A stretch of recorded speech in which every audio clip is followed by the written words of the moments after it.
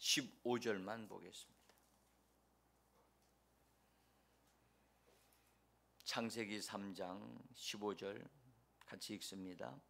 내가 너로 여자와 원수가 되게 하고 네 후손도 여자의 후손과 원수가 되게 하리니 여자의 후손은 네 머리를 상하게 할 것이요 너는 그의 발꿈치를 상하게 할 것이니라 하시고 아멘.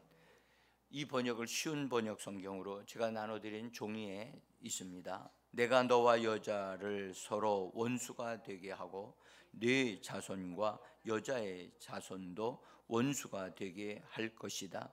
여자의 자손이 네 머리를 부수고 너는 그의 발꿈치를 물 것이다. 아멘. 오늘은 제가 정말 중요한 설교를 한다고 말씀을 드려야 될 것 같습니다. 네. 오늘 제목이 여인과 여인의 후손에 대한 말씀을 드리는 것입니다.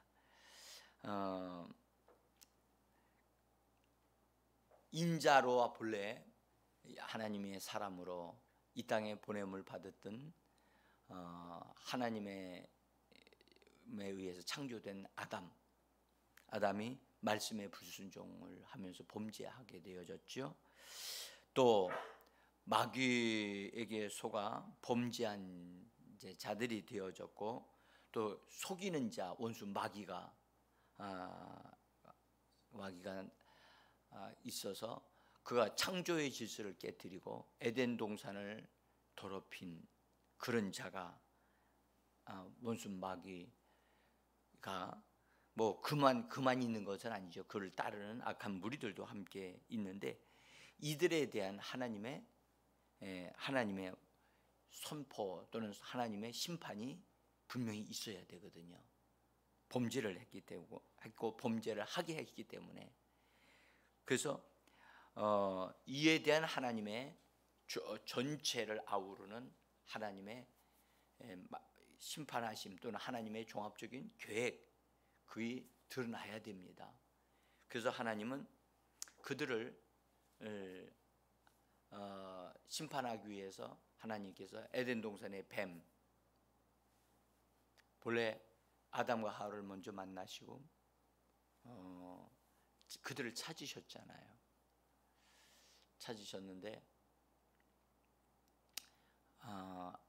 아담은 저 여자가, 하나님이 지어준 저 여자가 그렇게 얘기했어요.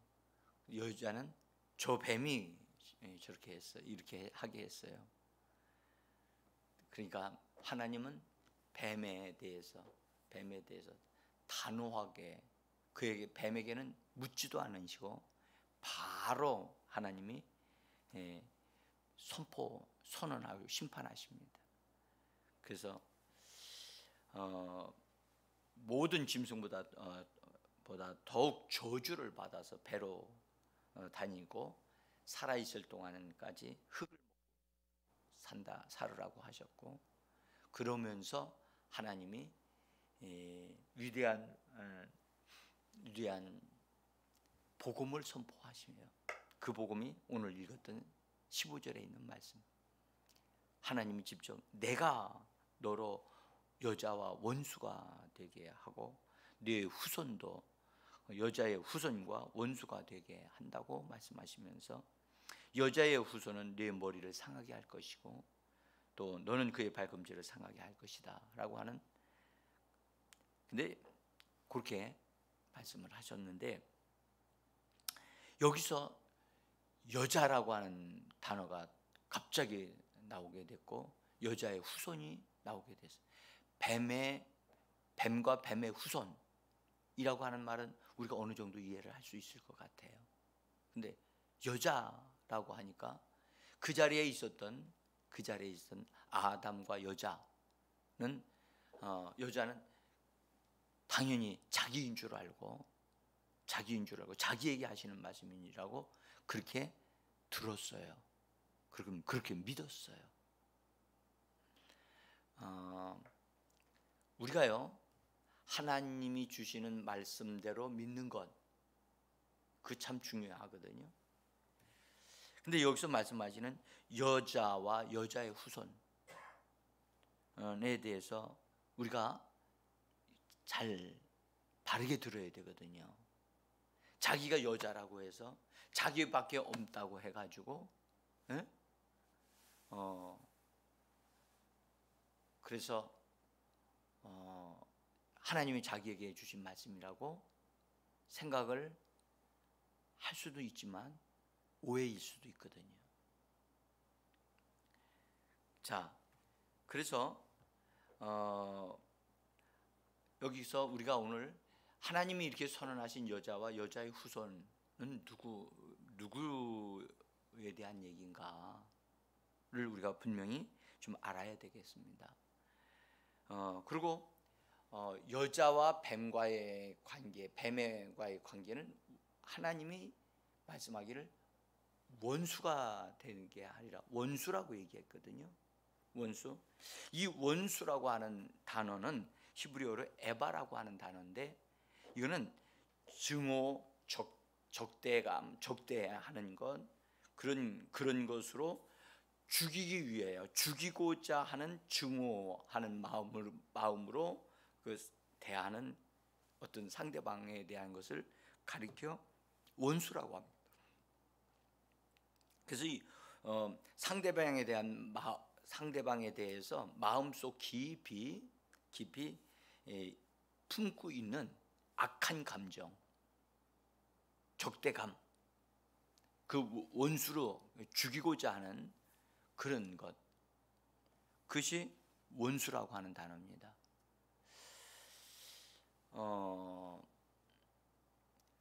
하나님과의 관계가 원수다라고 얘기를 하는 건가요? 아니잖아요. 그렇죠? 여인과 뱀과의 관계가 그렇게 된다고 말씀을 하셨어요. 또 하나는 여인의 후손과 뱀의 후손이 역시 원수가 된다고 말씀하셨어요. 이 원수라는 단어를 2번 사용하셨어요. 굉장히 엄중한 그런 말씀이라고 생각해요. 진짜 여러분들 여자와 뱀과는 그렇게 원수의 관계인가요? 이 뱀은 우리의 이 땅에 있는 동물들 가운데 뱀을 말하는 건가요? 그리고 이 여자는 진짜 여자를 말하는 건가요? 이거에 대한 궁금증이 많습니다. 그리고 이것에 대해서 당연히 여자라고 그렇게 생각을 하지요. 그런데 그렇지 않다는 사실을 제가 말씀을 좀 드리려고 하는 거예요.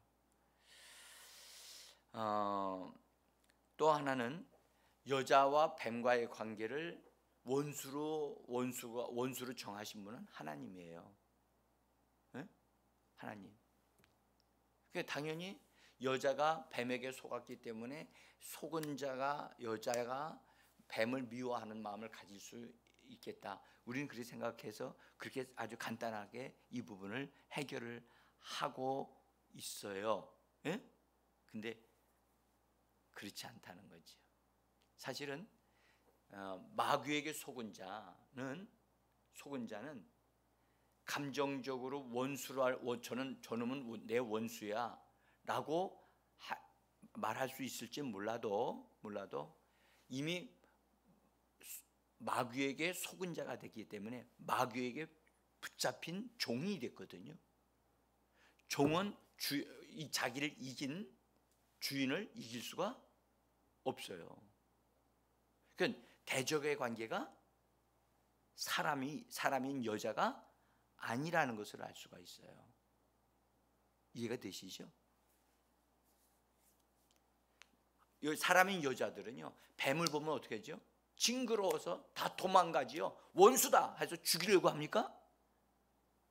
안 그래.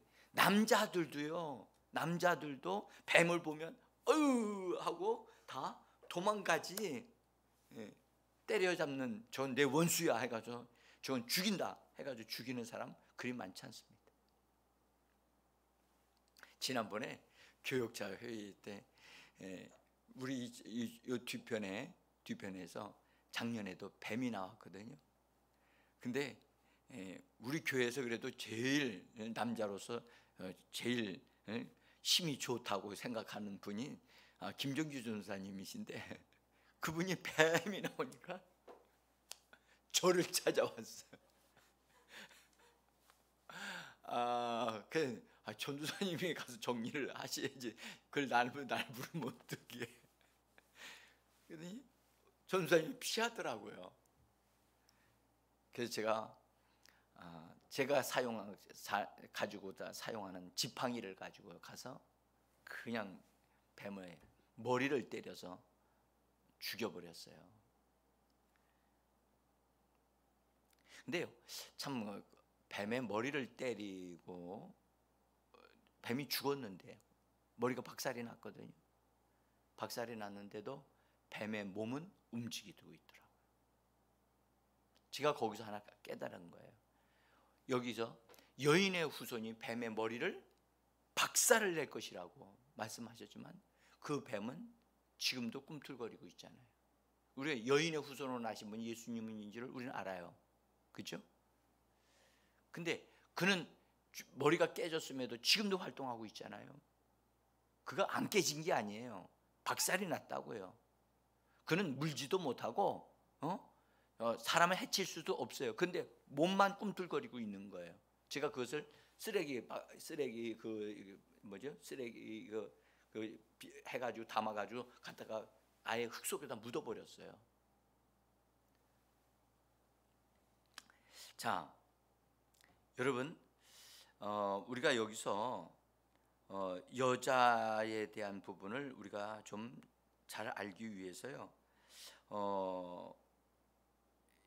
저도 이거 놓고요 상당히 고민 많이 했고, 도대체 이게 뭐냐, 그래서 막 나름대로 연구를 했어요. 하와가 이 말씀을, 하나님의 말씀을 자기에게 하시는 줄을 알고 그 말씀을 믿었어요. 믿고 소망을 가졌어요.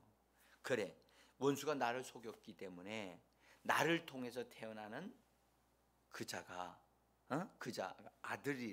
아들이면 틀림없이 마귀의 머리를 박살을 내는 자가 될 것이다 해가지고 남편 아담을 통해서 아기를 갖게 되어졌는데, 막 굉장히 꿈속에서 정말 바라보고 기대하고 그랬어요. 왜냐하면 자기가 마귀에게 속아가지고 정말 엄청난 일이 벌어졌는데, 그래서 이 마귀의 머리를 깨트릴 자가 자기를 통해 태어났으면 좋겠다 해서 태어났는데, 굉장히 좋은 건강한 아이가 태어난 거예요. 그래서 이름을 가인이라, 남편이 본래 이름을 지어줘야 되는데 여자가 너무 흥분이 돼가지고선 여호와로 말미암아 등남했다 하고 외치면서 가인이라고 이름을 지었거든요. 그런데 원수 마귀의 머리를 깨트릴 그자가 원수 마귀의 머리를 깨트리지 아니하고 자기 동생의 아벨의 머리를 깨트려 가지고 죽이는 살인자가 됐다고요.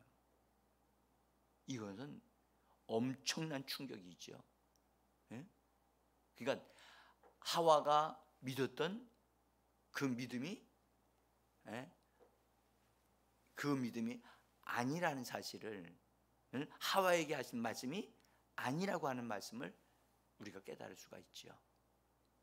하와는 분명히 그렇게 할 것이라고 기대했었거든요. 자, 여기서 말하는 여자는 하늘에 속한 예루살렘입니다. 이 말씀을 우리가 좀 바르게 알아야 되는데, 하늘로부터 은혜를 베푸시는, 하늘로부터 오는 은혜, 하늘로부터 오는 은혜를 가리켜 말합니다. 은혜란 무엇일까요? 여러분들, 은혜의 약속, 은혜를 베풀어 주실 것에 대한 약속, 이런 것을 주시는 하늘에 있는 예루살렘이라고 성경은 그렇게 말씀합니다. 갈라디아서 4장 26절. 여기서 여러분들 갈라디아서 4장 24장을 한번 좀 열어보셔야 돼요. 이것은 제가 적기에는 너무 부족해서 적지를 못했는데요. 신약 성경 갈라디아서를 열어보세요. 여기에 여러분들이 집에 가서서라도 한번 과연 그러한가 해가지고 여러분들 찾아보셔야만 합니다. 26절에 있는 말씀인데요. 그 앞부분에는 아브라함의 두 아내가 있다고 하는 얘기를 합니다. 그래서 아브라함에게 22절을 보면 아브라함에게 두 아들이 있으니 하나는 여종에서 낳고 하나는 자유 있는 여자에게서 낳다 하였으며, 그렇죠? 여기 자유 있는 여자에게서 낳다. 근데 여종에게서는 육체를 따라 낳고 자유 있는 여자에게서는 약속으로 말미암느니라 그랬잖아요. 근데 여기 자유 있는 여자라고 하는 말은 누구를 의미하는 것일까를 사람들 궁금하게 생각할 것 같아서 계속해서 말씀하기를 26절에서 그렇게 말씀하지요. 뭐라고 하느냐? 오직 위에 있는 예루살렘은 자유자니 곧 우리 어머니라. 그러면서 조금 더 이해를 하게 하시려고 27절 같이 읽어보겠습니다. 기록된 바 잉태하지 못한 자여 즐거워하라. 산고를 모르는 자여 소리질러 외치라. 이는 홀로 사는 자의 자녀가 남편 있는 자의 자녀보다 많음이라 하였으니. 여기 여러분들 홀로 사는 자의 자녀가 남편 있는 자의 자녀보다 많다. 홀로 사는 자가 어떻게 자녀를 낳았죠? 홀로 살아도 자녀를 낳는가 보죠. 그러니까 사랑하는 성도 여러분, 이 말씀은 이사야 선지자를 통해서 하나님이 예언하신 거예요. 이것은 이사야서 54장에 나오는 예언인데 54장이 있기 전에 53장이 있어요. 53장은 이사야 선지자를 통해서 예수 그리스도께서 이 땅에 오셔서 고난을 받으시는 것에 대한 것을 기록을 해요. 그리고 고난 받으시고 죽으심으로 인해서 그로 인해서 많은 형제들을 얻게 되어진다는 것을 이사야 53장에서 예언을 해요. 그러고 나서 바로 54장에서 연이어서 하시는 말씀이 이 말씀을 하시는 거예요. 이게 54장 1절에 기록되어져 있는 내용이 바로 여기서 잉태하지 못하는 자여 즐거워하라. 산고를 모르는 자여 소리질러 외치라 하면서 홀로 사는 자의 자녀와 남편 있는 자의 자녀 두 가지로 나눠져 있다고요. 홀로 사는 자의 자녀란, 그 다음에 남편 있는 자의 자녀는 이해할 만한도 한데 홀로 사는 자의 자녀가 이게 뭘까? 이것이 바로 위에 있는 예루살렘. 그래서 그를 자유자라고 하면서 우리의 어머니다 라고 그렇게 이 사도 바울을 통해서 우리에게 말씀하고 있는 거예요. 자, 그래서 우리는 이 부분이 창세기에서 말씀하고 있는 바 여인과 여인의 후손과 연관이 있다는 사실을 우리가 봐야 한다는 것을 제가 지금 말씀드리고 있는 겁니다. 이 부분은 결코 단순하지 않습니다. 아브라함에게는 두 여인이 있었어요. 부인으로 된 사람. 그래서 하나는 여종은 육체로부터 난, 그 다음에 그 율법 아래에서 태어난 자들이 하갈을 통해서 태어난 사람으로 그렇게 표현이 되고 있고, 자유 있는 여자는 은혜를 하나님으로부터 받아서 그래서 그 결과로 은혜의 약속을 따라서 낳은 이삭을 낳은 여인 사라. 그런데 이상하게도 사라를 이름을 말하지 아니하고 사라라 하지 아니하고 하늘에 위에 있는 예루살렘이다. 그는 자유자다. 이렇게 말씀하고 있단 말이죠.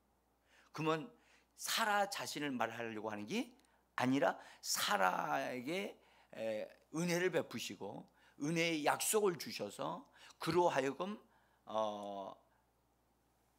은혜의 약속을 따라서 정말 잉태할 수 없었던 여인이 잉태하여 낳은 아들 이삭에 대한 것을 말씀하고 있는데, 그 이삭은 바로 사람의 힘으로 태어난 게 아니고 하늘에 있는 예루살렘, 위에 있는 예루살렘 자유자였던 우리 어머니라고 일컫는 그에 의하여 사라가 은혜를 받게 되어졌고, 약속을 말씀을 받아들이면서, 그래서 그것으로 인해서 낳은 자가 이삭이고, 그리고 진짜 참 이삭은 누구냐? 바로 약속의 말씀으로 오신 예수 그리스도이시다라는 것을 우리에게 말씀하고 있는 거예요. 그러니까 이 말씀은 상당히 무게가 있고 깊이가 있는 말씀이에요.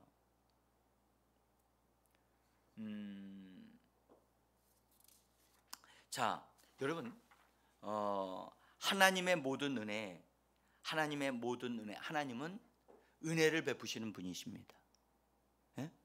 그래서 하나님은 아담을 창조하실 때도 은혜를 베푸셨고, 에덴 동산을 만드실 때도 하나님은 은혜를 베푸시면서 은혜로 아담에게 그걸 만들어 주신 거거든요. 그래서 하나님을 가리켜 은혜의 하나님, 은혜를 베푸시는 하나님이라고 말씀합니다.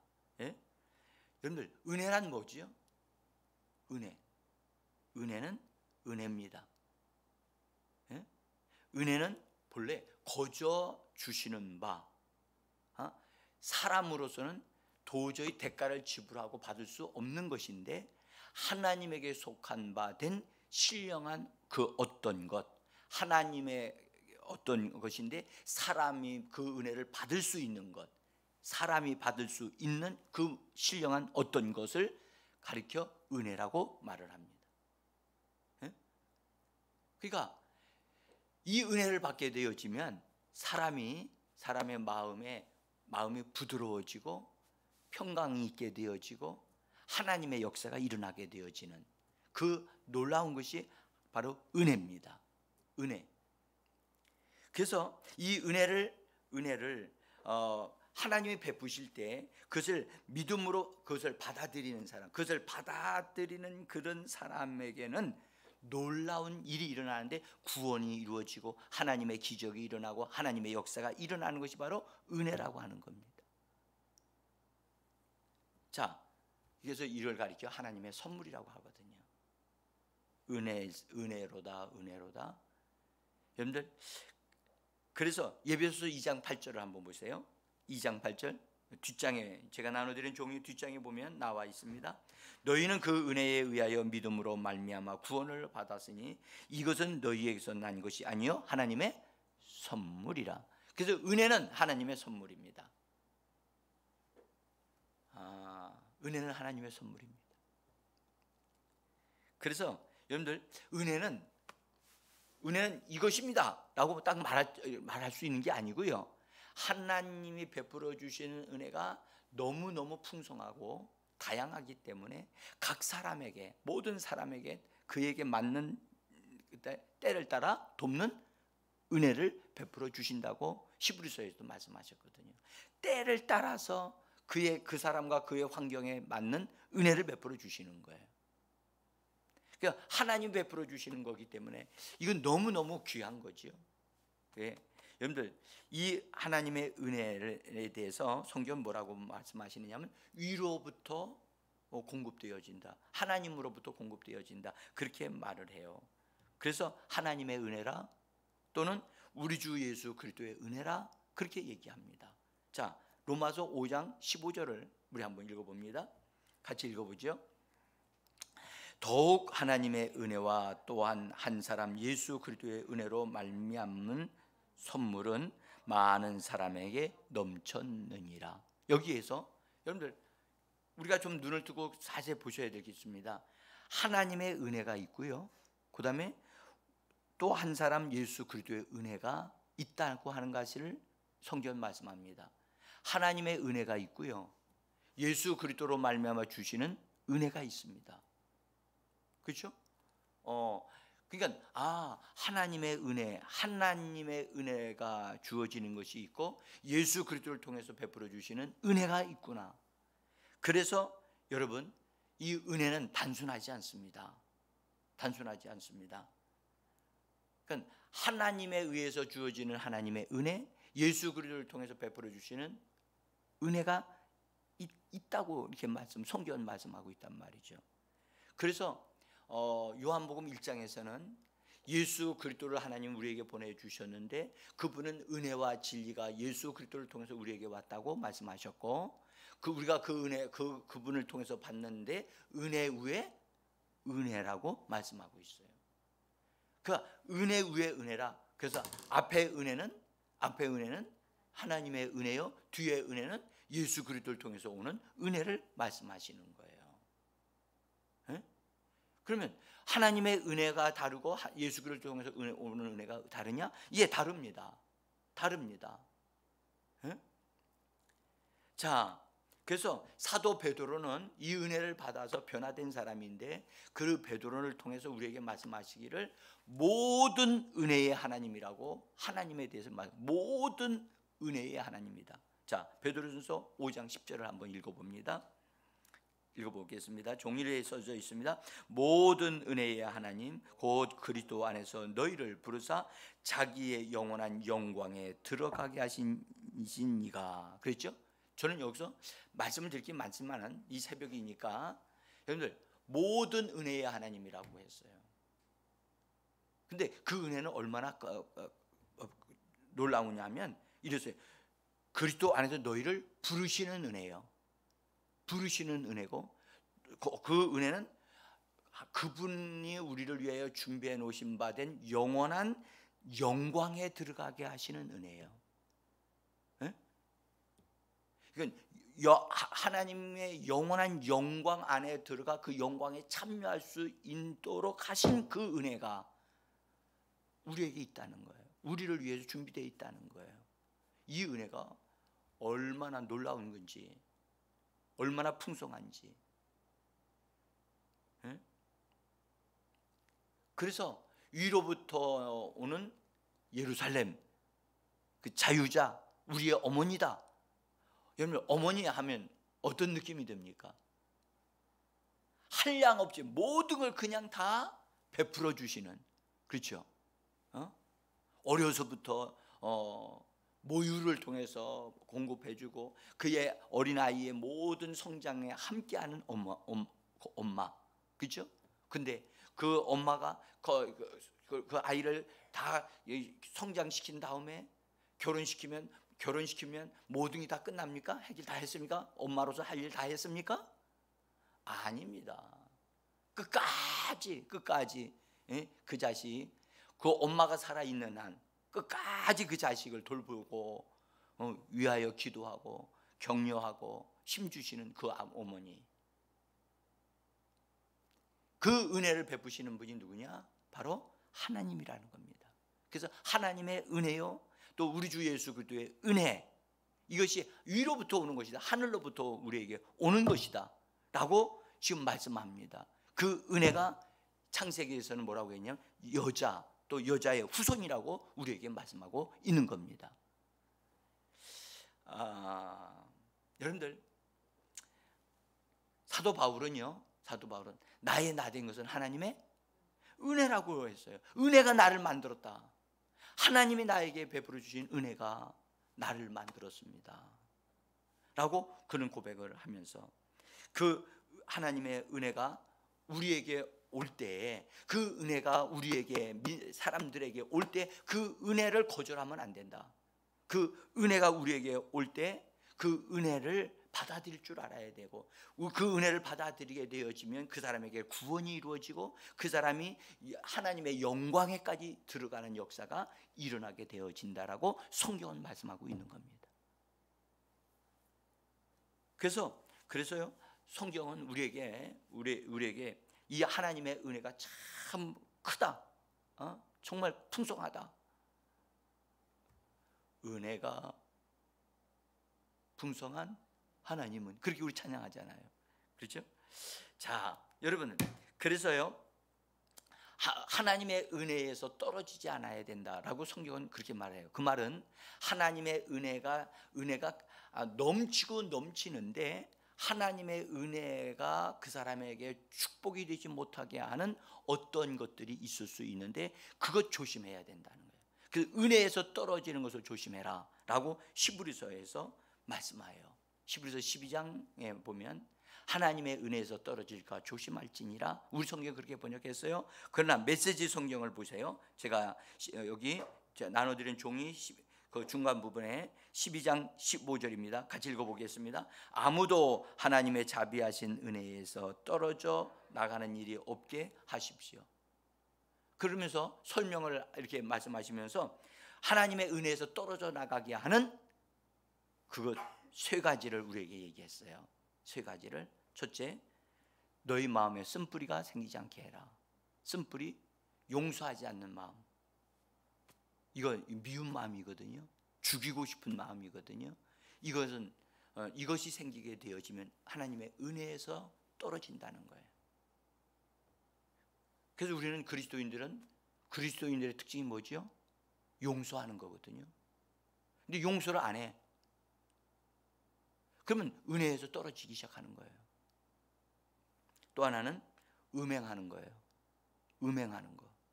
음행하게 되어지면 은혜에서 떨어져. 아주 위기가 다가와. 은혜에서 떨어지면 아주 심각합니다. 그 다음에 또 하나는 물질을 얻기 위하여 장자의 복을 포기하는 거야. 오히려 장자의 복을 얻기 위하여 물질을 희생할 줄 알아야 되는데 오히려 물질 때문에 신앙생활을 버려? 코로나 때문에 신앙생활을 버려? 이 말은 무슨 말이냐면 올바른 가치관이 세워지지 않았다는 뜻이죠. 그죠? 무엇이 우선순위인가? 하나님의 은혜가 우선순위고 또 하나님이 최우선순위가 되어야 되는데 하나님은 차선으로 밀리고 나에게는 돈이 필요하다. 나에게는 세상의 권력이 필요하다. 그래서 그것을 먼저 얻으려고 한다. 그 사람은 은혜에서 떨어지는 거예요. 그래서 조심하라고 말씀하여 주신 겁니다. 자, 여러분들 제가 이렇게 말씀드릴게요. 하나님의 은혜는 구약에도 흘러내려왔어요. 그래서 하나님의 은혜를 가리켜 뭐라고 하냐? 여인이라고 말을 하고 또 예수 그리스도를 통해서 이 땅에 하나님의 은혜가 주어지는 것을 여인의 후손을 통하여 베풀어 주시는 은혜라고 얘기하는 거예요. 그래서 우리는 신약시대에 우리는 어떤 은혜를 받는 사람입니까? 은혜 위에 은혜를 받는 자들임을 기억하시기를 바랍니다. 그래서 우리는 넘치고 넘치는 은혜가 우리 신약시대에 이루어지고 있고 그래서 지금은 우리 이 시대를 가리켜 뭐라고 부르죠? 은혜의 시대라고 말합니다. 그래서 지금은 은혜 받을 만한 때요 구원의 날이라고 성경은 증거하고 있습니다. 여러분들 지금은 하나님은 정말 은혜를 베풀어 주시되 넘치는 은혜를 베풀어 주고 계심을 믿으시기를 바랍니다. 그래서 하나님은 우리를 용서하시고 예수의 피를 흘려주셔서 용서해 주시고 하나님이 지금 긍휼히 여기시고 넘치는 은혜를 베풀어 주시는 이때에 우리가 은혜를 받아서 하나님의 영광에 참여하는 하나님의 상속자들로 세워지는 저와 여러분들이 되기를 예수 이름으로 축복합니다.